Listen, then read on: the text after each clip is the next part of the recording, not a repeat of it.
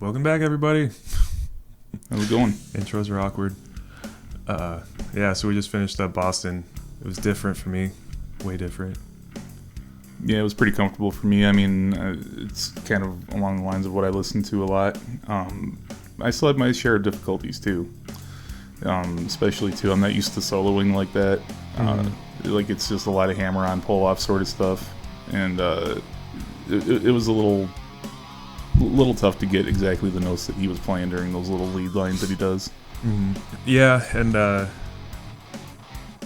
don't know. Rock and Roll Band was pretty easy, but as far as the music goes, like the whole as a whole album, I mean, like I said before, it's Boston. All the songs sound very similar, and the two songs that we picked pretty much encompass the whole album, except for like two songs or probably one song. But again, those other two songs nobody really has ever heard of, or they at least didn't get popular. So. Or at least not to the degree of either of these two songs. I think the only other one besides these two that got huge radio airplay was Peace of Mind. And I think that was one of the hard things too, is just the Tom Schultz-isms that he does. It's kind of like, I want to say we talked about Marty Friedman before, where there's just a lot of Marty Friedman-isms that he does in his solos that nobody else can replicate. And it's the same sort of thing that he does here. Yeah. What I really liked was the how much blues there was, and it kind of cements the fact that blues is a huge part of rock and roll, and it's kind of not going anywhere, it seems like, because it's kind of, modern music's kind of the same thing. It's still getting its influences from the same places, just people hear things differently.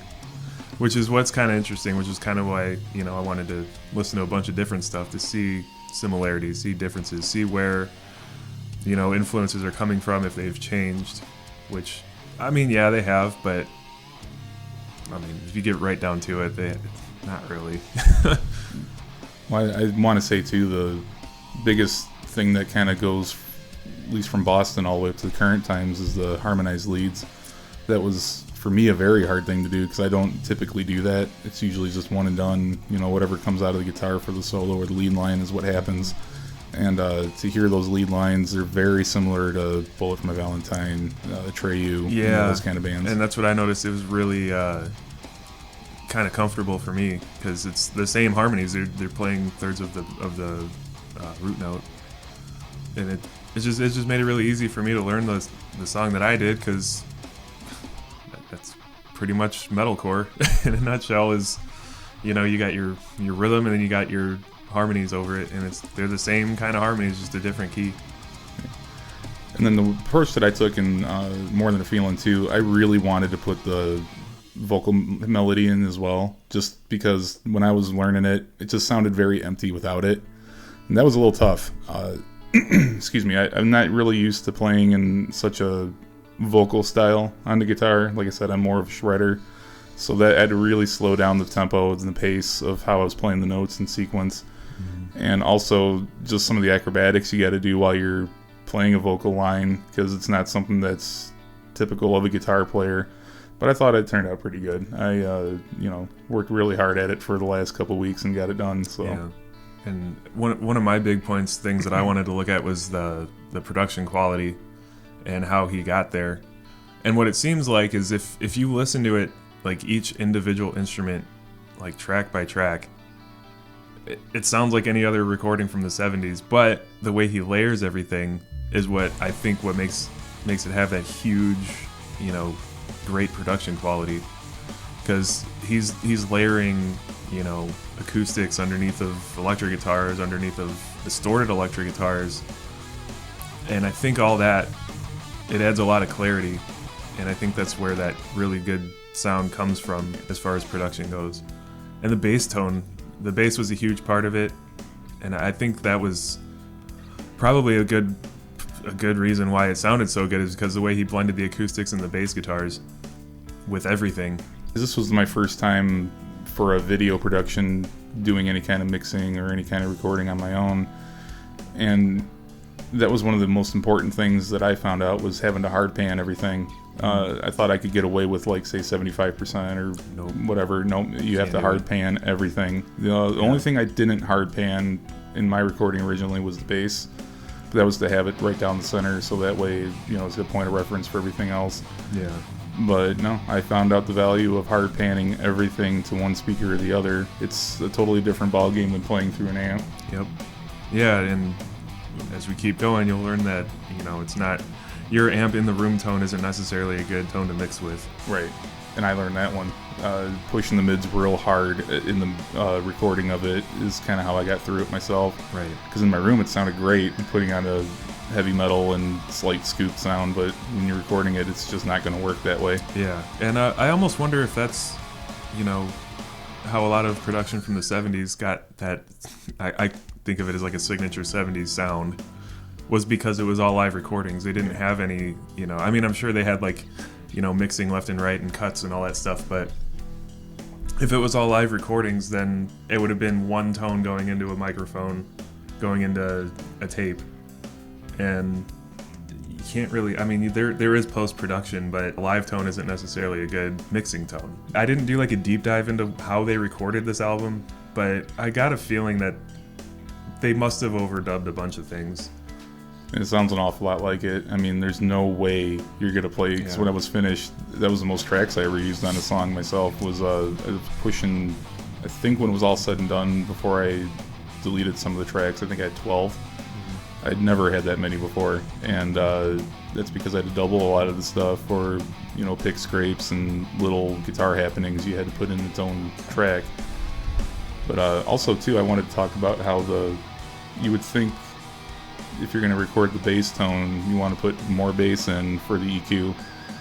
When I recorded this initially, I pushed the mids just like I pushed the mids on the guitar, and it gave it that real poppy sort of, standout kind of bass tone. Yep. And so, for me personally, that was the biggest thing I learned in recording this song, was kind of getting my feet wet and producing, and understanding those sort of nuances that they do. And I got a feeling that they probably used a jazz bass. Our bass tones were pretty damn close to what Boston had, and I can only assume they probably used Fender basses. It's just standard for metal, for rock, for blues, for everything. I don't see it being like a Rickenbacker or anything, because those were really popular back then too, but it sounds like he probably used a jazz bass. I don't know if he used any effects on it, probably. I don't know. Well, and it being their first album, and Tom Schultz recorded pretty much everything except drums and vocals. He probably had to do it on the cheap too, so he probably just bought whatever he can get that was affordable and it didn't sound like garbage when he recorded it. Mm-hmm. So, inflation too. Yeah, things were probably much cheaper back then. Oh yeah, but yeah, I don't know. I had fun. I thought that. Like I said before, it was a nice kind of breath of fresh air, change of pace, upbeat, fun rock and roll, and what's better than that, really? Yeah. That's kind of the whole point of rock and roll as a genre, is that it's fun and it's not so serious, and it's kind of nice to see that side of it for a change for me. Yeah, and talking about the fun of it too, the majority of this song I learned it by ear, and also I drew back on listening to it for decades upon decades. Yeah. But most of it was done by ear, and to me that was really fun and really rewarding to be able to just pick it up by ear instead of having to refer back to a tab or watch somebody play it. I was pretty proud of myself.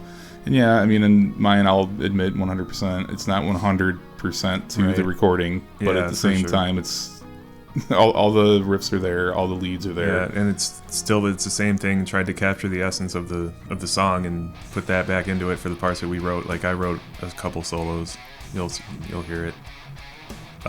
But I think that they fit really well. I think they captured their what they were going for. But yeah, there just really weren't any good tabs for it. So their solos weren't that hard anyway. Not anything really flashy or anything like that, or really stand out. So it wasn't too hard to just, if you know your basic pentatonic scales, you can write a Boston solo.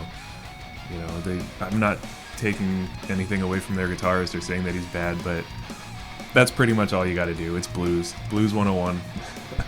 Blues rock, that's pretty much all it is. And then on top of that too, you're not playing a million miles an hour on it either. You can making it a very slow melodic thing, but you can play a million notes a second. It's fun. I did it just for fun. Other than that, like the drums were pretty straightforward, pretty simple, simple beats. so those weren't too hard to make. It was fun, you know. Like the only reason that we're a couple weeks behind is because I was sick, and so I took kind of a week off to just be sick. Kind of can still hear it in my voice, I think. Yeah, we're changing it a little bit because I told some people we were going to be doing Spine Shank for the next one. We're not. We're going to do Atreyu's The Curse. And like I said before, we're not necessarily doing just stuff that we don't know. We also are going to be doing stuff that we love, or just great albums that were a huge part of our, you know, inspiration and influences. And for me, Atreyu was one of those bands where when I was, I must have been in high school, probably 15 or 16. And they were the band that got me into like the emo bands and the more heavier metal bands that I listen to now. And to me, that album specifically is like emo metalcore at its absolute finest. And I don't think there would be Bullet for My Valentine and, you know, bands like that without that album specifically. And you'll hear it when we get to it, but that album is so good. As far as, you know, metalcore goes, it's just like the epitome of metalcore. And I mean, it's pretty emo, but that was the time, 2006. You know, metal was, or at least that genre of metal was getting kind of emo. But it's really good, and they're all really, really good musicians. There's a lot of different influences in that too, and we'll talk about it more when we get to it, but that's when I was getting heavy into Dream Theater. Yeah. So I didn't really listen to these guys when they were current back then. And I know I've heard their songs a few times. I've heard this album a few times in the past, but it's been so long. We'll talk about it more when we get to it, but yeah, it's just one that has been part of my life and kind of changed my whole life as far as music goes. That's the one that I'm picking for our next album. It's one of my favorites, and it always will be. I guess that's it for this one. Yeah. I mean, this is a pretty straightforward album and simple, and kind of why I picked Atreyu, because I know it really well, and we're already behind, so fuck it. Yeah, we'll go another simpler one. So, all right, I guess we'll see you in Atreyu. All right, have a good one.